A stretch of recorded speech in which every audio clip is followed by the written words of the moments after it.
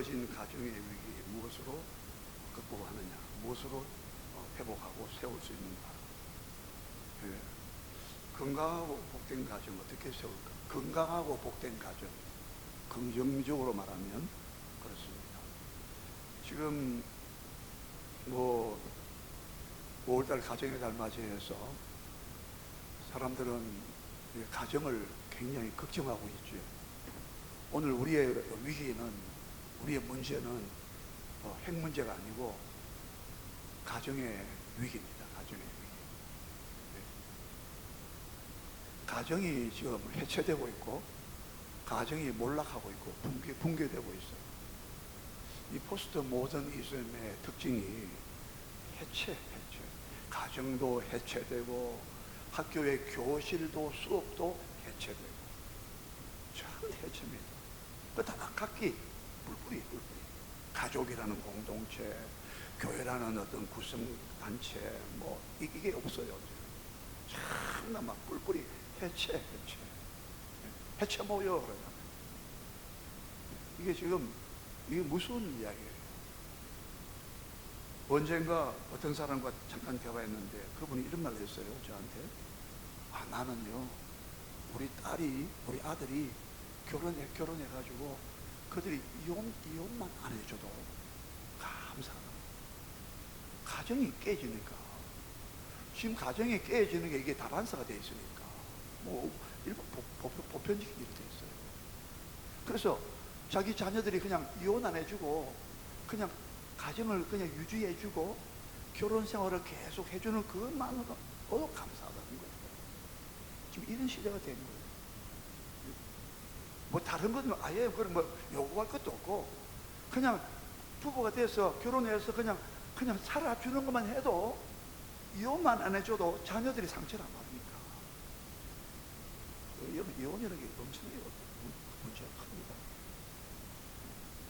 개인으로 한 가정이 끝나는 문제가 아니라 사회 전체를 병들게 하고 있어요. 지금 오죽하면 우리나라에서 앞으로 자녀를 세 명이 아니라, 제가 그때 듣기로는 5명을 낳으면 남자들은 군대도 안 가게 한다고. 지금 결혼을 안 하려고 그래요. 3포, 결혼 포기, 또 무슨 포기입니까? 자녀 포기입니까? 포기한다는 거. 결혼도 안 하고 포기하고 자식도 포기하고. 앞으로 향후 한 30년 지나면 대한민국이, 나라가 유지될까 안 될까 걱정이 없죠. 아니, 유치원도 사라지죠. 학교도 사라지죠. 대학교도 사라지죠. 아이들이 있어야 앞으로 노동도 인력도 있을 거 아니에요. 산업 인력도. 나라가 안 된다는 거야. 이런 식으로 하다 보면요, 대한민국 망한다 그래요. 지금 대한민국 이게요, 세계에서 1등이야 지금. 인구 감소도 1등이고, 이혼도 1등이고, 자살도 1, 2등이고, 잘하는 것도 많은데 대한민국이 참 복받은 나라예요. 어마어마하게 축복받은 나라예요. 머리가 뛰어난 사람들이에요, 각 분야마다. 그런데 또 한편 밝은 면이 있는 반면에 어두운 면이 또 너무 강해요.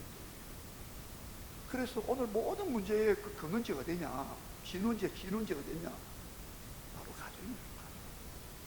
그럼 가정을 어떻게 복되고 건강한 가정을 세우느냐? 지금 여러분, 어떤 사람이 그런 말 했어요. 제 책을 보니까 그 사람이 가정 상담학의 박사야, 박사. 이름은 안 밝혔던데, 그런데 상담학의 가정 문제를 전문으로 박사학위 받은 사람인데, 그 사람이 솔직히 실토했어요. 뭐라고? 자기가 그렇게 많은 사람 가정을 상담해주고 가정을 고쳐주고 했는데, 정작 자기 제일 경자면이 어둡다고 자기 집에 자녀들이 자기 말을 안 듣는다는 거예요. 그래서 그 한계를 느꼈다. 한계를. 뭘 말하냐면은, 우리는 하나님 말씀으로 돌아가야 된다 이 말이에요. 우리 가정이 복되고 건강한 가정 세우고 회복시키려면은 인간의 학문과 그게 사상이 아니라, 인간의 문화나 교육이 아니라 하나님 말씀으로 돌아가야 된다 이 말이에요. 왜냐? 하나님 말씀에 보면 가정에 어떻게 설계를 하셨고 가정의 도면을 그려놨다 이 말이에요. 할렐루야. 하나님 말씀에 보면 제일 먼저 하나님의 가정을 만드시니까 창조하신 분이, 설계하신 분이 하나님이시란 말이에요. 가정을 구성하신 분이 하나님이시란 말이에요. 가정을 만들고 세운 사람이 더 잘 알죠. 누가 더 잘 알겠어요. 그래서 우리 에베소서 6장 4절 5절 보면은 아비들아 자녀들을 노엽게 하지 말고, 그런 뭐라 그랬어요? 노엽게 하지 말아라. 이렇게 지혜롭게 이렇게 아이들을 다 해라. 아이들에게 너무 독선적으로 억압하지 말아라. 부모 욕심대로 막 억압하거나, 자기 부모 자식을 갖다 자기 욕망을 대신 충족시키는, 자기가 이루지 못한 꿈을 대신 이루게 하려는 그런 해서 자녀를 놀게 하지 마라 등등 우리가 얘기할 수 있어요. 근데 끝에 뭐라 그랬어요? 그런 가지고는 안 된다. 오직 주의 교훈과, 뭐랬어요? 주의 교훈과 훈계로 양육하라. 따라합시다. 오직 주의 교훈과 그다음에 훈계로 양육하라. 주님의 교훈과 뭐예요? 훈계로 양육하라는 거예요. 그게 더 중요하다는 거예요. 오늘 본문에서 여러분 우리가 첫 번째 할 게 뭐냐면, 우리 여러분 26절을 다시 읽겠습니다. 자, 창세기 1장 26절 다시 읽어요. 시작. 하나님이 이르시되 우리의 형상을 따라 우리의 모양대로 우리가 사람을 만들고 그들로 바다의 물고기와 하늘의 새와 가축과 온 땅과 땅에 기는 모든 것을 다스리게 하자 하시고 하나님이 이르시되 우리의 형상을 따라 우리의 모양대로 우리가 사람을 만들고 있습니다. 여러분 잘 아다시피 창세기 1장이나 2장에 보면 하나님께서 모든 천지 만물을 창조하실 때에 어느 피조물, 어떤 곤충, 바다의 물고기, 하늘의 새, 땅에 기는 것, 곤충 아니겠어요? 모든 종류의 생물을 다 다스리라고 하시는데, 모든 생물들 어떤 걸 만들 때에도 하나님이 자기 형상과 자기 모양대로 만들자라고 안 했어요. 자, 여러분, 이게 벌써 사람은요 동물과 다르다는 거예요. 짐승과 다르고 곤충도 다르고 바다의 물고기도 다르고 하늘의 새도 다르고, 아무리 대단한 새다, 호랑이다, 사자다, 해사도 그 어떤 그 짐승과 곤충들은 전부 다 종류대로 지으셨다. 다윈의 진화론을 반박하는 거죠. 진화론은 이 종류가 진화대가 저 종류로 막 하고 막 크로스되는데, 절대 성경은 종류대로. 원숭이는 원숭이 종류대로. 원숭이가 진화돼서 사람이 안 된다 이 말이에요. 지금 진화론이 깨져버렸어요. 하나님의 말씀이 과학적이고 더 과학적이고 더 진실이고 사실인 것을 밝혀주었다 이 말입니다.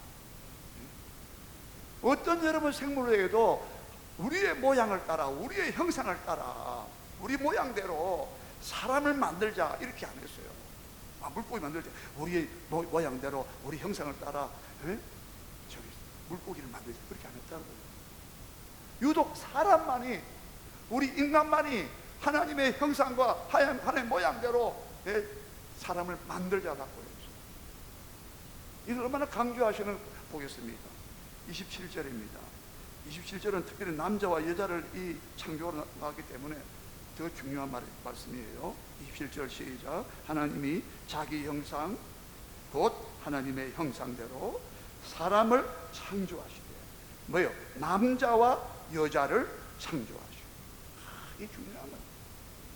남자와 여자가 이렇게 만들어진 것도 다른 어떤 짐승과 암수 구별, 그게 아니라는 말이에요. 남자와 여자로 이렇게 구별하신 것도 하나님의 형상, 자기 형상 곧 자기 모양대로. 여러분, 남자와 여자가 이 두 인격체가 있는 것도 이것도 하나님의 형상으로 본다 이 말이에요. 자, 이 하나님의 형상 나중에 다시 말씀드리겠지만, 여기서 남자와 여자를 만드신 그 자체가 하나님의 형상과 모양으로 따라서 지어봤기 때문에 남녀간에는 우열이 없고 열등 하등이 없다 이 말입니다. 서로 동등하다 이 말이야. 요새 평등이라는 말이 좌파에서 많이 쓰기 때문에 평등이라는 말 잘 안 쓰겠어요. 동등하다 이 말이야. 그러나 질서는 주셨다 이 말이에요. 그게 그 말이 아닙니까? 아닙니다. 서로 동등한 인격체란 말이에요. 여자를 보세요. 갈비뼈를 쳐야 돼. 갈비뼈가 뭐예요? 갈비뼈 옆에 있는 거예요. 옆에 옆구리 옆에 있단 말이에요. 사이드. 네? 안에 여자는 남편 옆에 있는 거야. 그래 동반자. 이게 성경이라니까요. 남편이 막 여자를 아내를 막 억압하면 안 된다고 하면 안 된단 말이에요. 왜? 자기 사이드에 사이드. 함께 동행하는 사이드란 말이야. You are my side. 영어에 그런 말이 있어요. 당신은 내 옆에 있는 사람이야. 동반자라면 동반자. 반려견, 개가 동반자가 아니고요.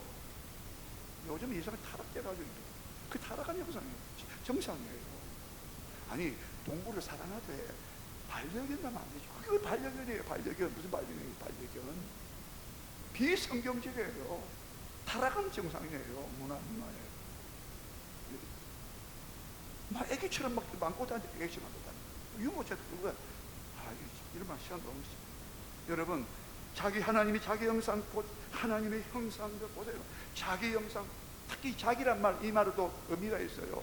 자기 형상. 하나님의 자기 형상. 이 말은요, 하나님의 자기의 마음과 속성을, 자기의 성품을 불어넣는 의미를 갖고 있어요. 자기란 말은 그만큼 애착을 갖는 거예요. 하나님 편에서 우리를 만드신 자기 형상이라는 말은 하나님께 갖고 있는, 자기가 갖고 있는 모든 마음과 성품을, 마음 속성을, 하나님 갖고 계시는 그 마음 성품을 우리 안에 줬다는 거죠. 지금 이 말을 왜 하냐면, 그만큼 지금 가정이 깨지는, 부부간의 관계가 왜 깨지느냐, 하나님께서 자기 형상으로 남자와 여자를 창조했다고 했단 말이에요. 여자를 막 하대시하면 안 된다 이 말이라요. 너희는 피차수로 복종하라고 그랬어요. 부부 관계를 말할 때 가정의 최고의 문제는 부부 문제예요. 자녀 문제가 아니야. 부부 문제도 아니에요. 부부 간의 문제란 말이에요. 부부 간의 문제. 저는요, 우리 자녀들한테 자식을 낳으면 이름도 네가 지어라. 부모가 지어라. 목사님 뭐 기도 많이 하고, 너 자식은 네가 영적으로 기도해서 받아가지고 지어라. 그게 성경적이다 해볼 때. 관심 없다는 말이 아니에요. 기도 더 많이 해주셔. 왜? 자기 형상. 창세기 5장 3절 보실까요? 창세기 5장 3절 보십시오. 창세기 5장 3절 됐습니까? 바로 몇 장 지나가겠습니다. 창세기 5장 3절 같이 읽겠습니다. 창세기 5장 3절입니다.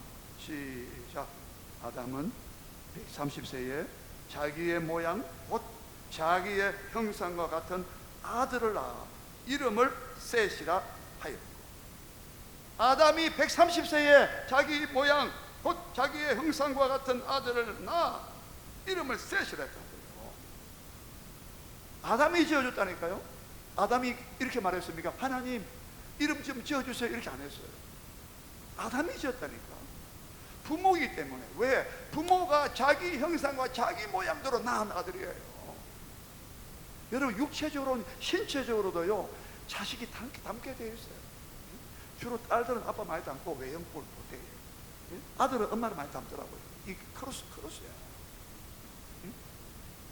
여러분, 하나님의 형상, 자기 형상, 육신적으로도요 자기 형상, 자기 모양, 형상, 아들 낳았다. 참 놀랍지 않습니까?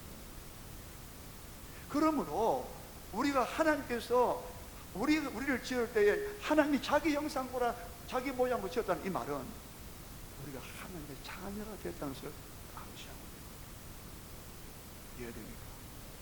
우리는 하나님의 그 전능하신 위대한 창조주 하나님, 거룩하신 하나님, 죄를 심판하신 하나님, 그런 하나님의 우리의 자녀가 되어요. 그게 하나님의 형상으로 지었다는 말씀의 첫 번째 의미가 바로 여기 나옵니다. 이해가 됩니까?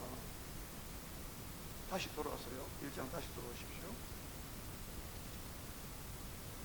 28절입니다. 1장 28절 같이 읽겠습니다. 시작. 하나님이 그들에게 복을 주시며 하나님이 그들에게 이르시되 생육하고 번성하여 땅에 충만하라. 땅을 정복하라.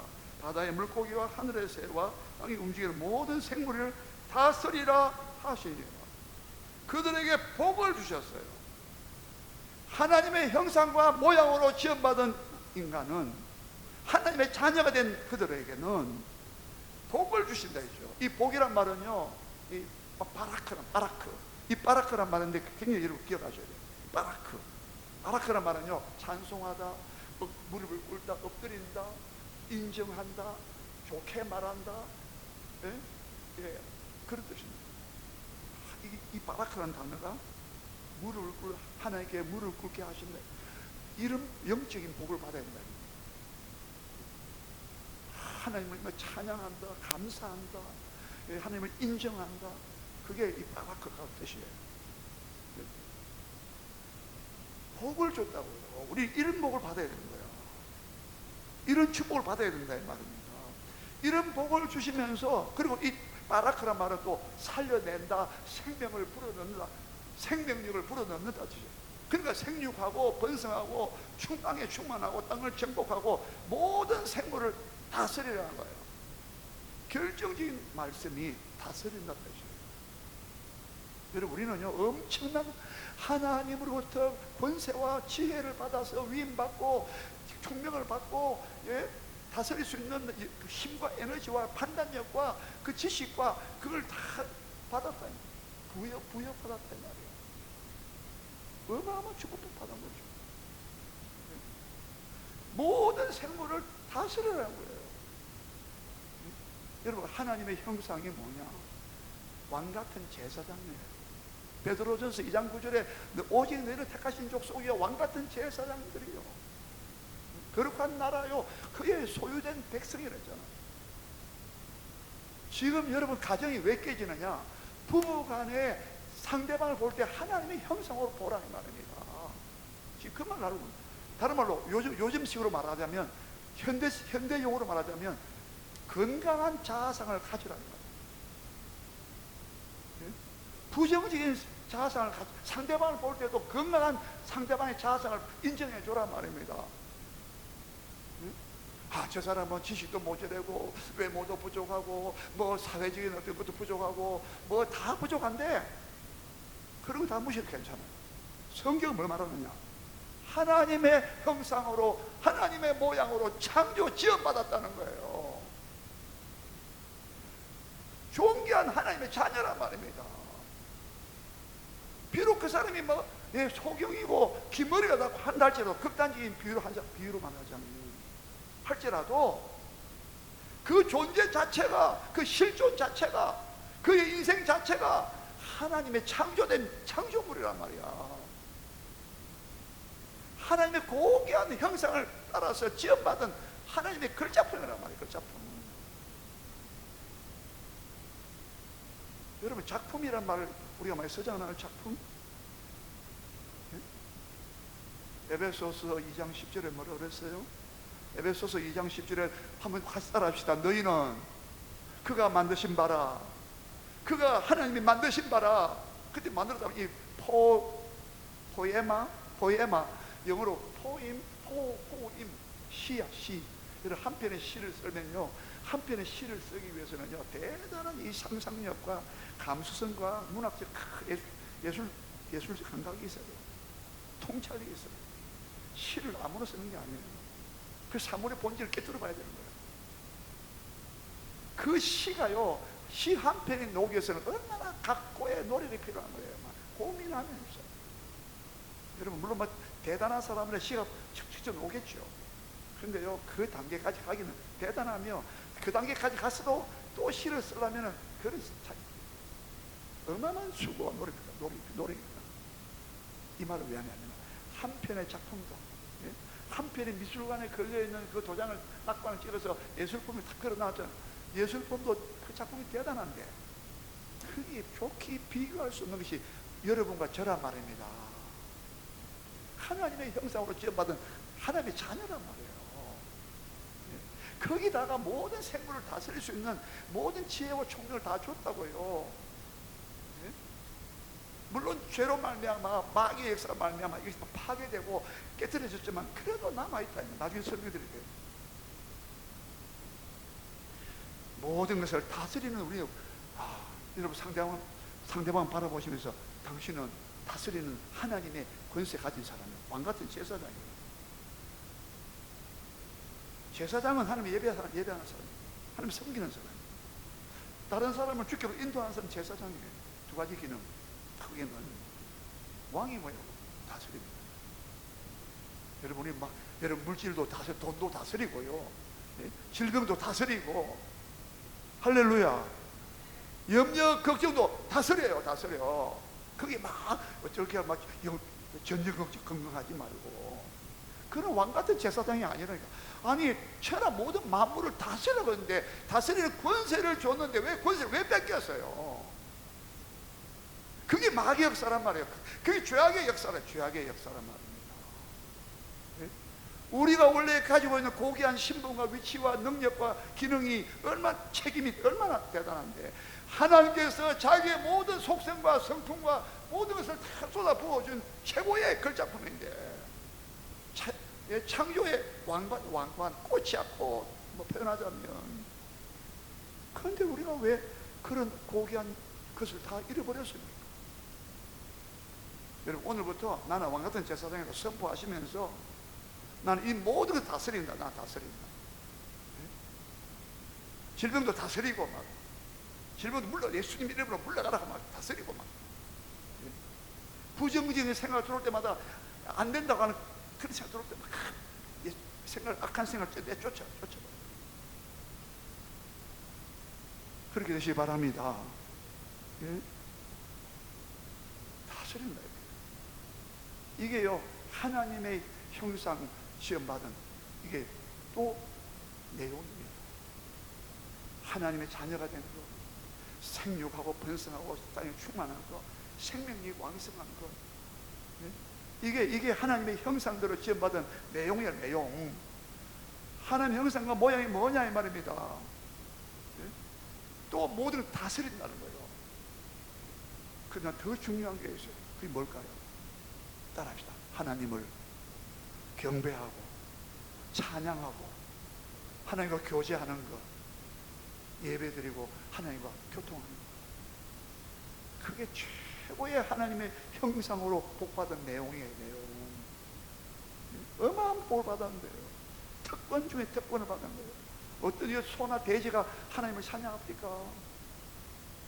그리고 우리에게 영원을 사모하는 마음을 줬다고 했잖아요. 전도서 3장 11절에 우리에게 영원을 사모하는, 영생을, 하나님이 영원히 계시니까, 하나님은 영생하시는 하나님이니까, 아브라함이 하나님을 영생하시는 하나님으로 불렀더라. 에셀 나무를 심고 창세기 21장 그때 갔어요. 하나님은 자기가 생명이 영원한 생명이기 때문에 우리에게 생명을 다 줬단 말이에요. 아까 했잖아, 복을 줬다는 이 단어가 생명을 불어넣었다는 것이랬잖아요. 찬양하다, 무릎 꿇다, 기도하다, 그뿐 아니라 지금 여러분 창세기에서 왜 우리 근본을, 가정의 근본을 보자 이 말이에요. 가정의 근본을, 부부의 관계를 보자 이 말입니다. 이거 우리 제대로 알면요, 남편과 아내 이 관계가요 그냥 막 할 수 없어요. 예? 성경을 모르기 때문에 그냥 세상적인 어떤 이론이나 사상이나, 문화나 관습이나 그런 게 밑에 따라가면 안 된다 이 말입니다. 여러분, 성경은요 정확하게 말하고 있고, 사실과 진리를 말하고 있어요. 여러분, 하나님의 형상으로 지음받은 우리는 하나님과 교제하며 하나님께 예배하며 기도할 수 있고, 예배 드릴 수 있고, 찬송할 수 있고, 하나님이 또 찾아오셔가지고 우리 말씀도 하시고 만나주시고 교제하고 하나님과 소통이 되고. 여러분, 다른 짐승이 이게 없다니까요. 그래서 다른 일반 동물과 짐승들은요, 그들은 사당을 만들고 비나이다 안 한단 말입니다. 비록 우상숭배하고 떨어졌지만 다른 사람들은, 세상 사람들은 그래도 알지 못하는 신을 찾고 있다 이 말이야. 이해가 됩니까? 그게 하나님의 형상과 모양을 지어받은 반정이요, 증거란 말입니다.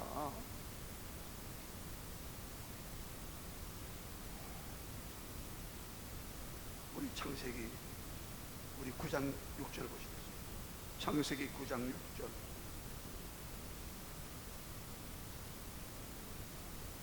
창세기 9장 6절 보기 전에 1절을 다시 보겠습니다.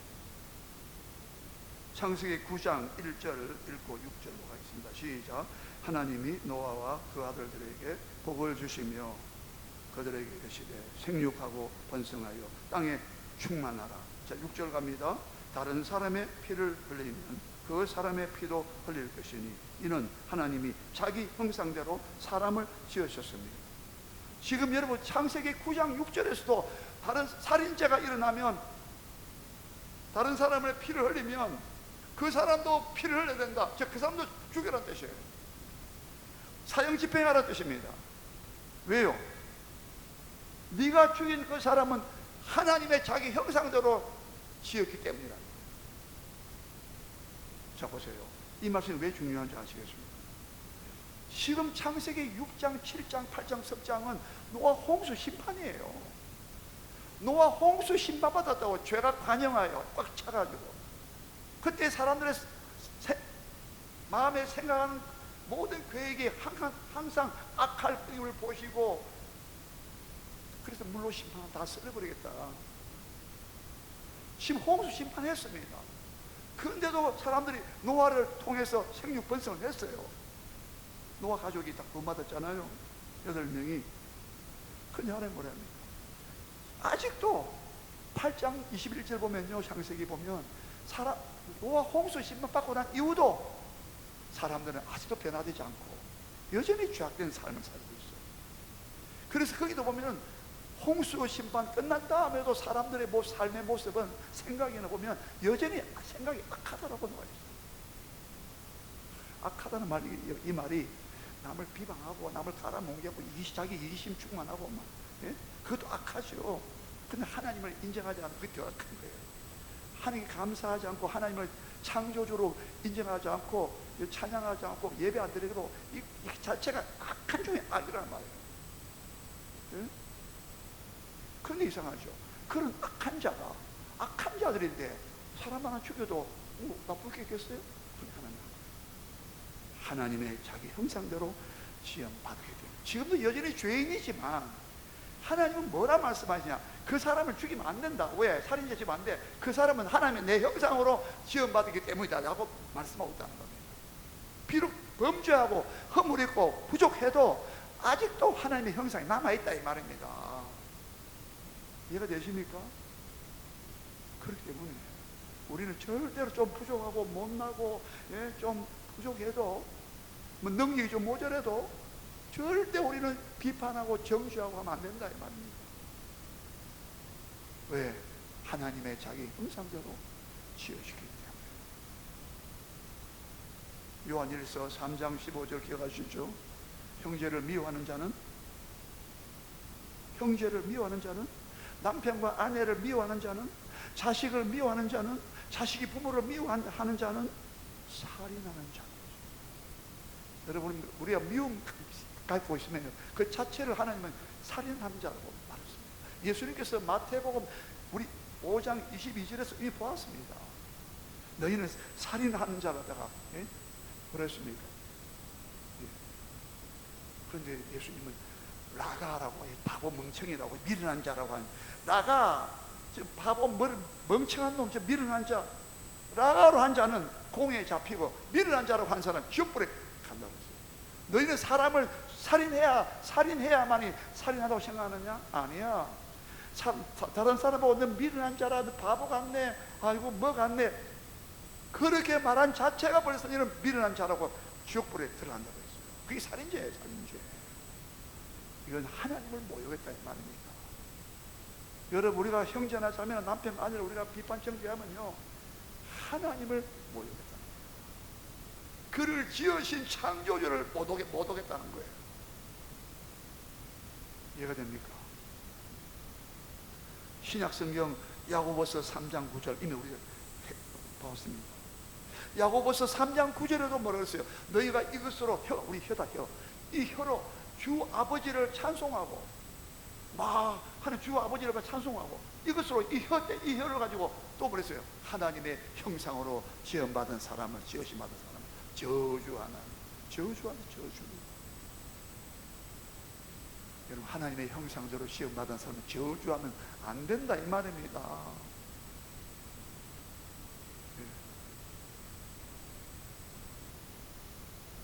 오늘 중요한 것은 한번 따라하시죠.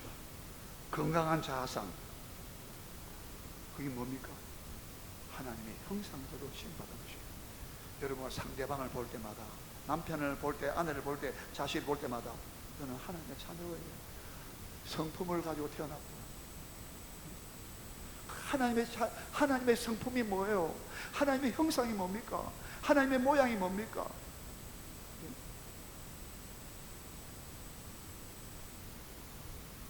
하나님의 형상 모양은요, 정직한 거 좋아하고, 정직하지 못한 거 싫어하고, 더러운 거는 싫어하고, 아름다운 거 좋아하고, 그게 진선미 아닙니까? 진실을 좋아하고, 거짓말을 싫어하고, 선을 좋아하고, 악을 미워하고, 아름다운 것을 좋아하고, 추하고 더러운 것을 싫어하고, 진선미도요 하나님의 형상이에요. 의와 진리의 거룩함으로 지으심을 입은 새 사람을 입어라.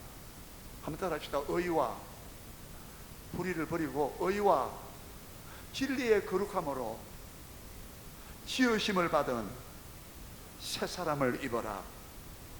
에베소서 4장 24절에 너희는 유혹의 욕심을 따라 썩어져가는 옛 습관을 구습을 내버리고, 오직 하나님을 따라 의와 진리의 거룩함으로 지으심을 받은 혹은 입은 새 사람을 입은, 우리는 의와 진리의 거룩함, 이것도 하나님의 성품이란 말이에요. 여러분, 하나님의 형상 속에 이런 복들이 확 담겨 있어요. 그런데 공산주의 무신론 사상의 대표적인 것이 뭡니까? 우리가 왜 공산주의 사회주의를 왜 배격합니까? 공산주의 사회주의는요, 유물사관에다가, 역사관도 유물사관, 유자가 오직 유자예요. 물질밖에 없다. 물질과 돈밖에 없다는 거야. 인간은 영혼이 없다고 말하는 거야. 인간은 고귀한 영혼이 없어. 영혼이 어디 있어? 인간 다 육체야, 고깃덩어리야. 그냥 막 죽여. 그래서 공산혁명이 일어났을 때에 소련에서 5천만 명을 죽였다고 해요. 5천만 명. 중국의 모택동도 마찬가지예요. 수천만 명을 죽였다고 해요. 왜? 인간을 하나님 형상으로 안 본단 말입니다. 그래서 우리는 주사파를 배격하는 거예요. 하나님을 부정한다 이 말이에요. 하나님의 인격대로 만드신 우리를, 인간을 물질로. 그리고 사람은 며칠만 죽여도 양심에 가책이 없어. 여러분, 인간은 왜 도덕성을 왜 가지고 있습니까? 철학자 칸트도요, 인간을 그 도덕성을 보고 인간은 뭔가 신적 존재를 인정해야 된다고 말했습니다. 그는 기독교신을 인정하지 않았지만 그래도 인간의 도덕성을 볼 때에 도덕이 있지 않습니까? 월남에 가서 월남전에 참전했습니다. 월남전에 참전했는데 그 월남을 참전했을 때 베트콩을만 죽였습니다. 사람을 죽였어요. 어쨌든 전쟁이라는 명문 하에 자유를 수호하는 그 대의 명문 하에. 근데 그 사람의 마음에 가책이 있더라는 거야. 내가 사람을 죽였다는 거야. 이 도덕성, 진선미를 추구하는 이 도덕성, 어디서 오는 겁니까? 양심의 가책이 왜 오는 것입니까? 하나님의 형상, 하나님의 성품이 그 속에 있다 이 말입니다. 이걸 부인하는 사상이 그쪽 사상입니다.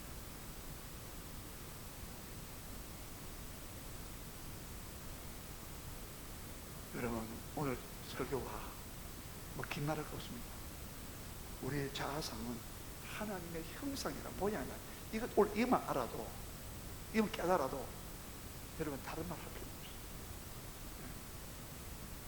하나 더 덧붙이면요, 따라합시다. 하나님의 고귀한 자녀가 됐기 때문에 항상 상대방을 뭐해야 돼요? 우대하고 존중하고. 자기의 예수님께서 마태복음 7장 3절부터 4절, 5절, 석절, 3구절 그것을 뭐라 했습니까? 너희는 형제의 눈에 있는 티는 쫙 보는데 자기에게 있는 티는 못 보고 자기는 덜 보고 있대. 예수님께서 말, 너는 네 눈에 덜 보. 이 기둥 같은 숟가락 같은 대들보가 들어있는데 왜 형제의 눈에 있는 그 티끌 같은 티만 보고 빼라 야단이냐? 보라. 예수님께서 어찌하여 그렇게 보느냐 하면서 보라.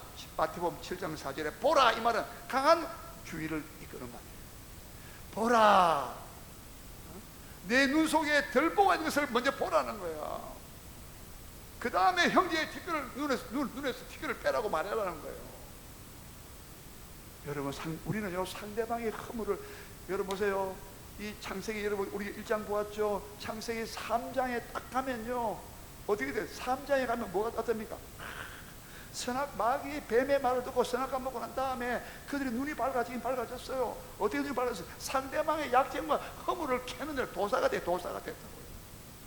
아담은요 처음에는요 창세기 2장 23절에 하나님께서 하와를 이끌어 오실 때에 그걸 바라보면서 이는 내, 아담이 가로되 이는 내 뼈 중에 뼈요 내 살 중에 살이오다. 이거는 시적인 표현, 시야, 시. 남편과 아내가 부모와 자식 간의 관계도 이루어야 된다는 거야. 너는 내 뼈 중에 뼈요 내 살 중에 살이. 이 말은요 절대 분리가 불가능하다. 서로 얽혀야 있다는 뜻이야. 이 뜻이요. 여러분 이 천을, 옷감을 천 짜잖아요. 천을 짜잖아요. 이 천은 날줄과 시줄이 있잖아요. 이 직조할 때 날줄과 시줄이 착착착 이렇게 되잖아요. 이렇게 되잖아요. 이게 내 뼈 중에 내 뼈, 살 중에 살아는 것이에요. 그런데요 이렇게 막 찬사하고 막 실질 고백을 하고 막 사랑에 막 표현하고 발로를 했는데 아담과 하와가 마귀의 말로 타락하고 범죄한 결과 남편이 뭐라 했어요? 왜 먹었냐 하니까 당신이 하나님 만들으신 여자가 나를 빼어서 내가 먹었나이다. 여자를 보고 막 비방하고 단점과 허물을 보고. 여러분 상대방의 허물과 단점과 허물을 찾는데 눈이 밝아지면 안 되고 그 허물을 덮어줘야 한다 이 말이에요. 베드로전서 4장 8절에 사랑은 허다한 허물을 덮나니. 마지막 종말이 가까워질 때마다 사랑이 필요하다. 마지막 기회. 지금 여러분 우리가 하나님의 형상이지만 우리는 서로가 서로 건강한 자아성을 가지고 있어야 합니다. 지금 말하잖아요.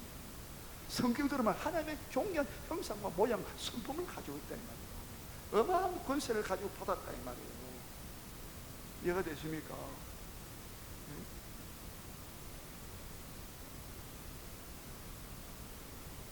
우리는 있는 그대로 받아들여요. 상대방의 허물과 약점을 그대로 받아들여요. 탕자 보세요. 아버지가 탕자 돌아왔을 때 내쳤습니까? 그의 허물과 죄악을 그대로 받아들였어요. 여러분 이게 가정입니다. 오늘날 각박한 세상에, 살벌한 세상에, 생존 경력이 빡빡한 세상에 가정은요 아내의 허물을 용납하고 품어주고 바라본 눈빛이 달라져야 돼요. 태도 달라져야 돼요. 상대방의 허물을 결점 찾는 눈이 어두워져야 된다 이 말입니다. 그건 타락한 이후에 온 것이란 말이에요. 이해되십니까? 격려해주고 세워주고 그게 건강한 가정, 복된 가정이 무너져가지고 회복시키는 거죠. 다른 게 없어요. 하나님의 형상으로 회복시켜요. 절대 부끄럽잖아요. 이 말도 해야 됩니다.